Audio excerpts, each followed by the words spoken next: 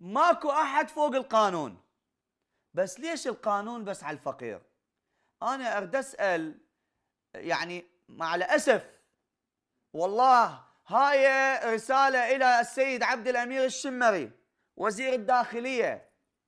هاي الصوره اعطوني اياها كامله. هاي الصوره انتشرت بكل مواقع التواصل الاجتماعي.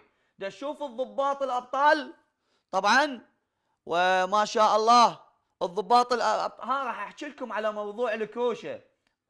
شنو سالفه الكرش اللي وين ما اشوف لي ضابط كرشه متر؟